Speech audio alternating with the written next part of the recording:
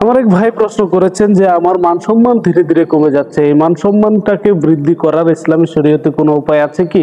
প্রিয় ভাই, আপনাকে অসংখ্য ধন্যবাদ আপনাকে এই প্রশ্নটি করার জন্য। আল্লাহ রসুল সাল্লাল্লাহু আলাইহি সাল্লামের একটি হাদিস থেকে আমি আপনার প্রশ্নটির উত্তর দেব। তার আগে বলে নিতে চাই, যদি আপনার মান সম্মানটা ধীরে ধীরে নষ্ট হয়ে যায়, যদি আপনি একজন উচ্চাসনের ব্যক্তি হয়ে থাকেন, ধীরে ধীরে আপনার মান সম্মানটি ধীরে নষ্ট হয়ে যাচ্ছে, আপনার যেখানে যান অপমানিত হন, তাহলে আপনাকে অবশ্যই এই তিনটি কাজ করতে হবে। যদি করেন তাহলে 100% আমি আপনাকে গ্যারান্টি দিতে পারি, আল্লাহ রসুল সাল্লাল্লাহু আলাইহি সাল্লামের হাদিস মোতাবেক আপনার মান সম্মান ক্ষুণ্ণ হবে না, বরং সেটা বৃদ্ধি হবে। আল্লাহ রসুল সাল্লাল্লাহু আলাইহি সাল্লাম বলেছেন, আল্লাহ রসুল সাল্লাল্লাহু আলাইহি সাল্লাম একবার মসজিদের মিম্বরে উঠতেছিলেন, সে সময় প্রথম বললেন আমিন, আবার বললেন আমিন, আবার বললেন আমিন।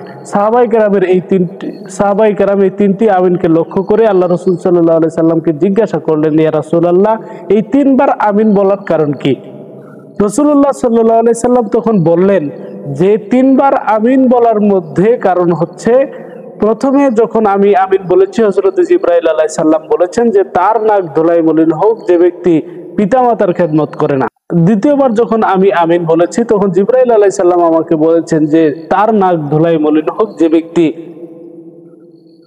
আল্লাহ রসুল সাল্লাল্লাহু আলাইহি সাল্লামের নাম শুনলো কিন্তু তার উপরে দুরূদ পড়লো না। তৃতীয়বার যখন আমিন বলেছি, তখন জিবরাইল আলাইহিস সালাম আমাকে বলেছেন যে তার নাক ধুলাই মলিন হোক যে ব্যক্তি রমজান মুবারক পেয়েও নিজের জীবনের গুনাহ আল্লাহ সুবহানাহু ওয়া তাআলার কাছ থেকে ক্ষমা করিয়ে নিতে পারলেন না। প্রিয় ভাই, বুঝতে পেরেছেন আপনি? এখানে নাক ধুলাই মলিন হোক বলতে আল্লাহ রসুল সাল্লাল্লাহু আলাইহি সাল্লাম মান সম্মান নষ্ট হোক বলতে বুঝিয়েছেন।